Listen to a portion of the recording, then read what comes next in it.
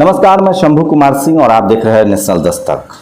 Singhu border पर जो हुआ, जिस तरह से एक शेड्यूल कास्ट के 35 साल के युवा की हत्या कर दी गई और वो भी जिस तरह से वाहियात तरीके से, तालिबानी तरीके से, कई सवाल खड़े करते हैं। सवाल ये खड़ा होता है कि कब तक इस देश में जाति के नाम पर अत्याचार होगा, कब तक इस देश में, चाहे वो सनातन व्यवस्था हो, चाहे वो सिखिज्म हो गुरु नानक साहब का, चाहे वो ईसाईयत हो, क्या सबको मारा जाता रहेगा? तो क्या इस देश के तमाम SC ST OBC माइनॉरिटी को बुद्धिज्म की तरफ बढ़ना चाहिए? और दूसरा सवाल कि कानून व्यवस्था का क्या होगा? क्या इस देश में धर्म ग्रंथ संविधान से ऊपर है और क्या इस देश में धर्म मानवता से ऊपर है? ये भी सवाल है सबके लिए। इस देश के गुरु नानक साहब को मानने वाले, गुरु गोविंद सिंह जी को मानने वाले सिख समाज को अब आगे आना चाहिए और उनको बताना चाहिए कि वो इस घटना की निंदा करते हैं और जो भी आरोपी है उस पर कड़ी से कड़ी कार्रवाई हो। इस पर ही बात करेंगे, लेकिन सबसे पहले बात राजनीतिक। हरियाणा में ये मसला हुआ है, हरियाणा सरकार की जिम्मेदारी है कि पीड़ित को न्याय मिले और जो आरोपी है उसकी गिरफ्तारी हो, उसको कठोर से कठोर कानून की सजा हो।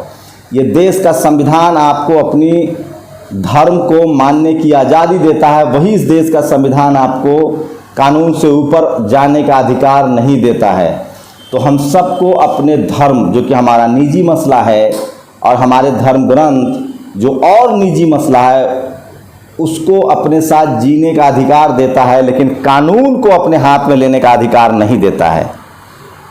अगर उसने कोई गलती की थी, अगर उन्होंने, मृतक शख्स ने कोई गलती की थी, तो आप पुलिस के हवाले कर सकते थे, कानून था, उसके हिसाब से सज़ा होता।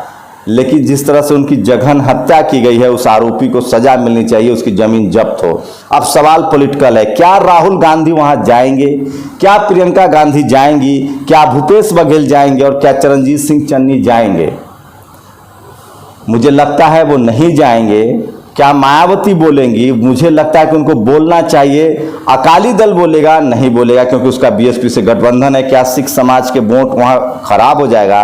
मुझे लगता है कि ऐसा नहीं है। मुझे अभी भी सिख समाज के लोगों से उम्मीद है कि वो आगे आएंगे और इस नृशंस हत्या की, जघन हत्या की निंदा करेंगे।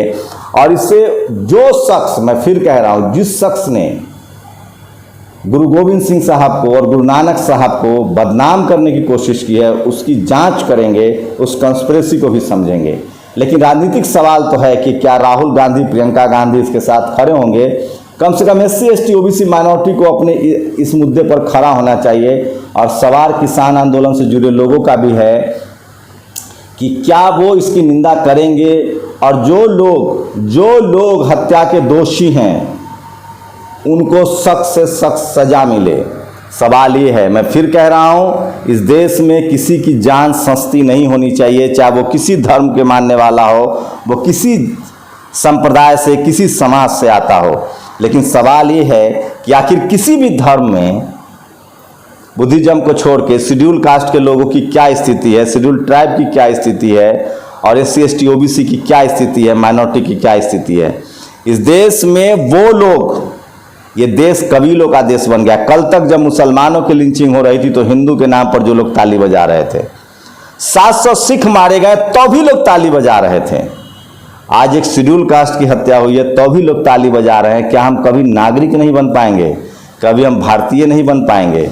मुझे लगता है कि हम सब के लिए पहले भारतीय होना जरूरी है। इस देश का संविधान रहेगा तभी हम अपने अपने धर्म को बचा पाएंगे, नहीं तो जिसकी लाठी उसकी भैंस वाली स्थिति हो जाएगी। और जिस तरह से धार्मिक कट्टरता दिख रही है इस देश में, जो ताकतवर होगा वो अपनी धर्म को थोप देगा, जैसे तालिबान अफगानिस्तान में होता है। तो डॉक्टर अंबेडकर ने आपको संविधान के जरिए ही ये अधिकार दिया है कि आपके धर्म जो है उसकी भी रक्षा की जाएगी, लेकिन सबसे पहले नागरिक अधिकार है, संविधान है। सोचिए, मुझे उम्मीद है अभी भी कि सिख समाज के लोग आएंगे और इसकी भर्त्सना करेंगे। मुझे उम्मीद है कि गुरु नानक साहब और गुरु गोविंद सिंह साहब जो हैं वो कभी होते तो सबसे पहले ऐसे हत्यारों को फांसी की सज़ा देते।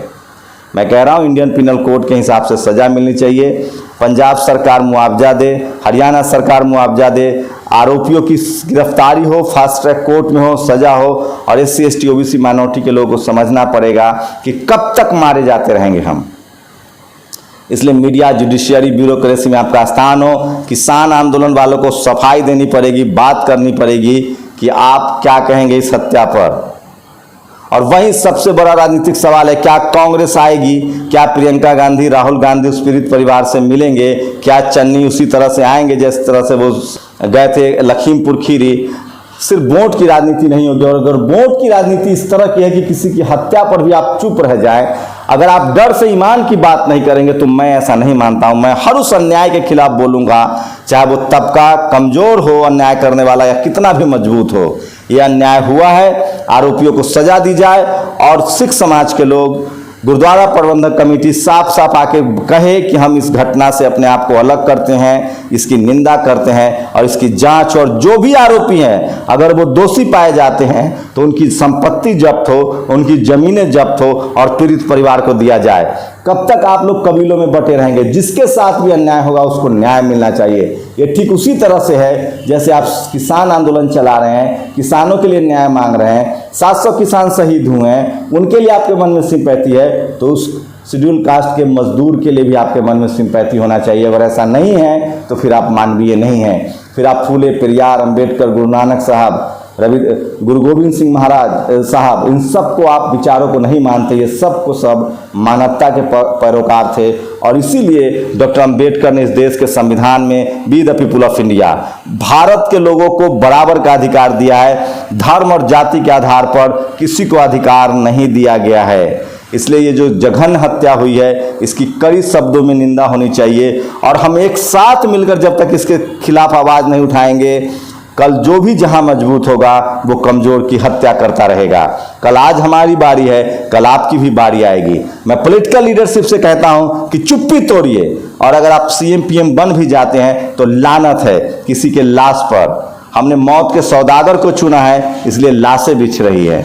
कभी हुआ था लाशों पर राजनीति करके कोई सत्ता के शीर्ष पर पहुंचा है और आप उम्मीद करते हैं? मैं इसलिए कह रहा हूं, अगर ये कॉन्स्पिरेसी है तो इसकी जांच होनी चाहिए, अगर ये अपराध है तो इसकी सजा मुकर्रर होनी चाहिए, गिरफ्तारी होनी चाहिए, और जो पीड़ित है उसको उसी तरह के सारे सुविधाएं मिलनी चाहिए, चाहे वो मुआवजा हो, चाहे वो संपत्ति हो, और जो भी आरोपी हैं उसकी निंदा हो। मुझे अभी भी सिख समाज से उम्मीद है कि गुरु नानक साहब के विचारों पर चलेंगे और वो इन तमाम जो लोग हैं जो इस तरह की निंदा किए हैं, जो हत्या की है, उसको बायकॉट करेंगे, ताकि आगे से कोई कॉन्स्पिरेसी न कर सके सिखिज्म को बदनाम करने की, गुरु नानक साहब को या गुरु गोविंद सिंह जी के विचारों को बदनाम करने की।